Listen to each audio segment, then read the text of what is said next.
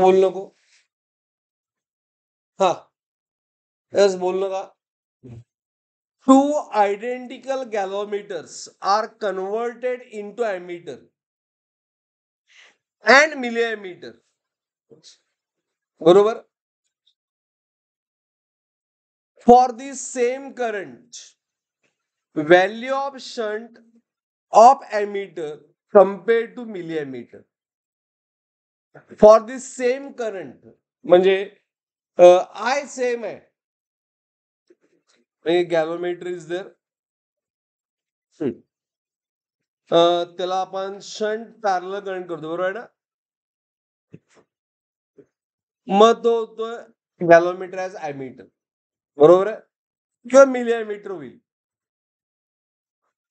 I flow होतोय त्यात I मधला यातला आय जी पार्ट आणि हा आय एस पार्ट.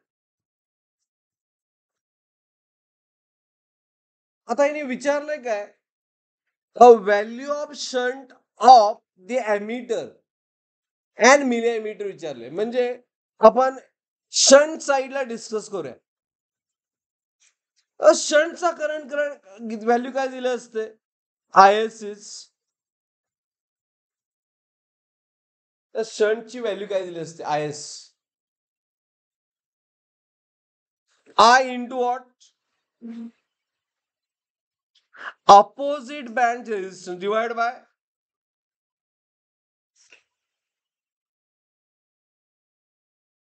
आपलं शंट फाइंड करायचं ना. फॉर्म्युला बरोबर आहे. शंट करंट नाही शंट फाइंड. शंटचा फॉर्म्युला काय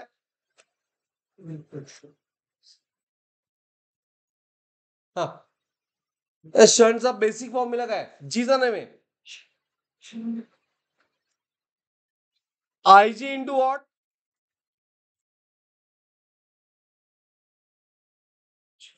डिवाइड बाय जर फॉर्म्युला बघून बघा आय मायनस आय जी बरोबर आहे. Is it right. हा फॉर्म्युला आहे कशाचा बेसिक फॉर्म्युला ऑफ शंट बरोबर आहे काय. आता ह्या प्रॉब्लेम मध्ये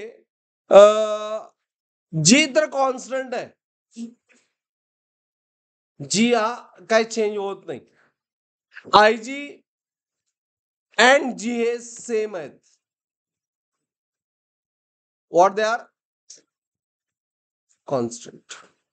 म्हणजे शंटचा रेजिस्टन्स हा करंटवर डिपेंड आहे. आपल्याला किती करंट पाहिजे इनवर्स रिलेशन आहे. Is it right. दोन्ही केसला जी सेम असणार आय जी सेम असणार. नाही shunt entire depends on I.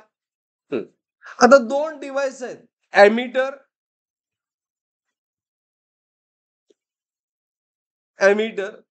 आणि दुसरा कुठला आहे ॲमीटर म्हणजे 1 एम्पियर. Is it right. हा ॲमीटर म्हणजे आय इज 1 एम्पियर आणि दुसरा मिलिमीटर. मिलिमीटर मध्ये आय किती असणार 1 इंटू 10⁻³ एम्पियर बरोबर आहे की नाही. म्हणजे I more for ammeter. Is it right. I more for ammeter असेल तर shunt is inversely proportional to what current. मग शंट ऑफ ॲमीटर काय येणार कम्पेअर टू मिलिमीटर. ओके म्हणजे ॲमीटर साठी शंट काय असणार आहे लेस आणि मिलिमीटर शंट काय असणार आहे मोर. आता ऑप्शन काय विचारले ते आपण सॉल्व्ह करूया. आन्सर देऊया. ओके ऑप्शन काय विचारलंय value of shunt of the ammeter. Shunt of ammeter विचारलंय कम्पेअर टू मिलिमीटर किती आहे तर लेस. शंट ऑफ ॲमीटर काय असतोय लेस कम्पेअर टू मिलिमीटर.